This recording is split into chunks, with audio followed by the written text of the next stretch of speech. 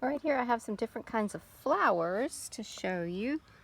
First we have one that is a monocot, so it's going to have its flower parts in 3s or 6s. So it looks like they're all the same color. A lot of the, in the lily family, the petals and sepals will all look the same. So these petals and sepals are all the same color, but the 3 lower ones that don't have spots on them are the sepals, and then there's 3 inner ones that are the petals. So there's 3 of each.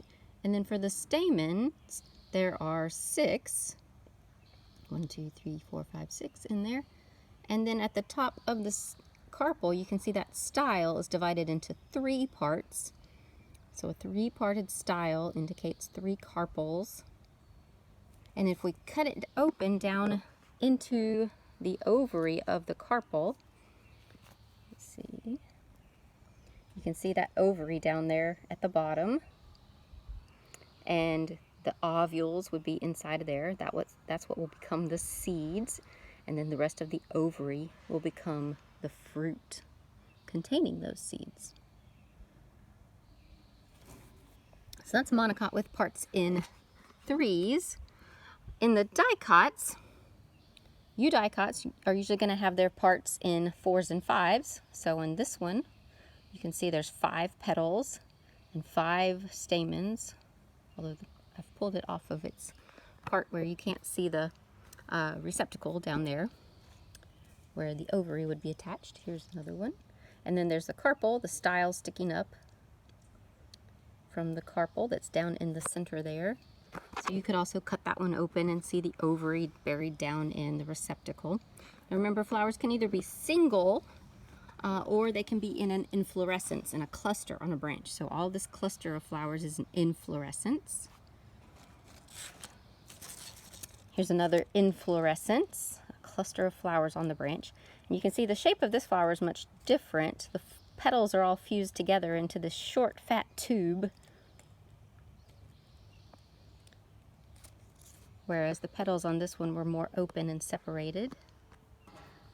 But it still has 5 petals, and if you can count the individual little parts that flare at the tip, there's 5. So 5 petals indicates a eudicot. There's another one with 5 petals. The stamens are very tiny,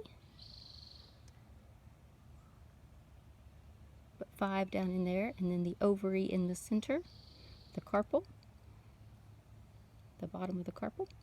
And then remember, a dandelion and the sunflowers and everything that's in that family of plants, the Asteraceae family, all the daisies and things like that, are actually an inflorescence as well. So this isn't just one flower with what looks like lots of petals, but each one of those that looks like a petal is actually a complete flower. It has the stamen and carpel attached to that, and I'll try to get that open a little bit more for you.